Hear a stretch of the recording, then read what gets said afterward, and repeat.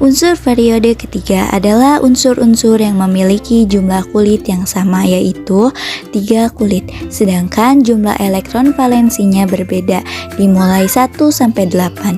Hal ini yang menyebabkan unsur periode ketiga memiliki sifat kimia yang berbeda-beda.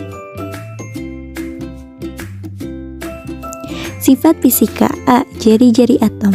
Jari-jari atom adalah jarak antara inti atom ke kulit terluar yang ditempati elektron. Jari-jari atom unsur periode ketiga dari Na ke Ar semakin kecil, karena dari kiri ke kanan jumlah nomor atom bertambah dan tidak diikuti pertambahan jumlah kulit. B. Energi ionisasi. Energi ionisasi adalah energi yang dibutuhkan untuk melepaskan satu elektron.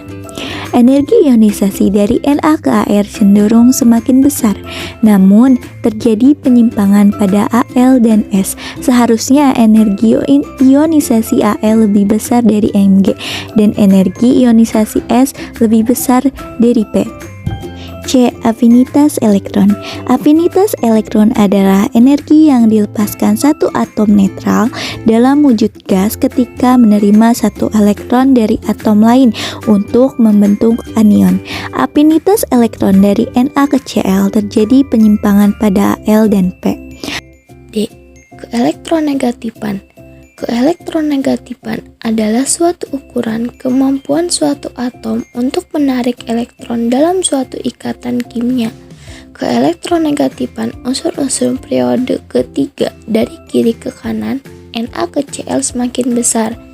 Hal ini karena muatan inti bertambah positif dari jari-jari atom berkurang. Keadaan ini menyebabkan gaya tarik-menarik inti terhadap elektron semakin kuat. Akibatnya, kemampuan atom untuk menarik elektron semakin besar. Sifat kimia. Sifat kimia ada juga sifat reduktor atau oksidator. Jari-jari atom dari Na ke Cl semakin kecil, berarti semakin sukar melepaskan elektron. Semakin mudah melepaskan elektron, semakin kuat produksinya. Sebaliknya, semakin sukar melepaskan elektron, semakin kuat oksidasi. Sifat logam dan non-logam. Sesuai dengan sifat reduktornya, maka semakin ke kiri sifat logam semakin kuat. C. Sifat asam dan basa. Sesuai dengan kekuatan logam, semakin ke kiri semakin kuat, maka sifat basa semakin ke kiri semakin kuat.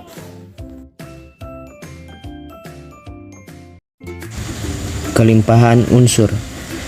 Natrium Na terdapat di NaCl, klorid senyawa cili terona dan sodalit.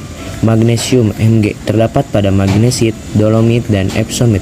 Aluminium Al terdapat pada bauksit, tanah liat, ortoklas, korundum, dan kriolit. Silikon Si terdapat pada silikon dioksida, tanah liat, mineral silikat seperti granit, asbestos, dan felspar.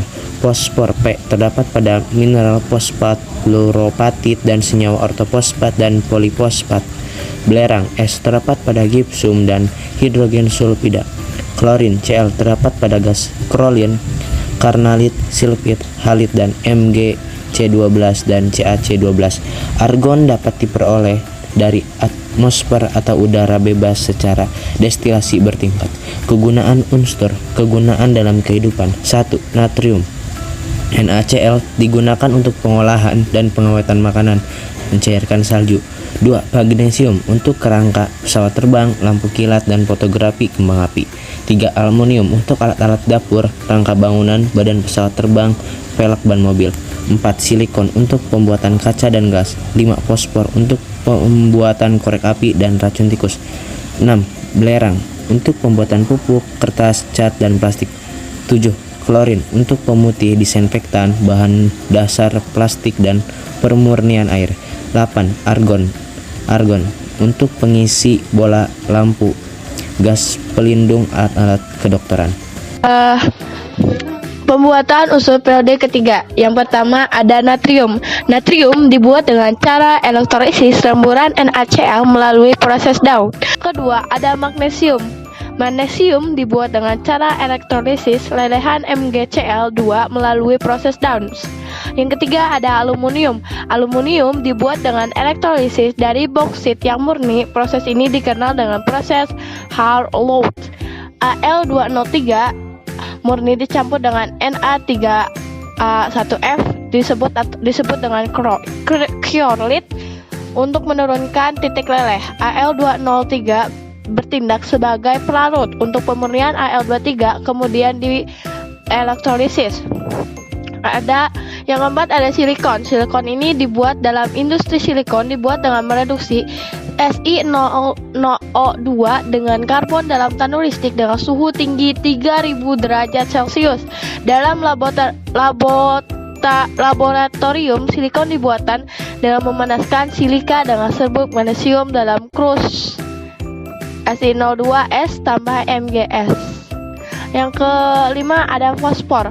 Fosfor dikenal dalam dua bentuk alotropi, yaitu fosfor putih dengan memanaskan batuan fosfat, pasir, dan kokas, yaitu proses Waller.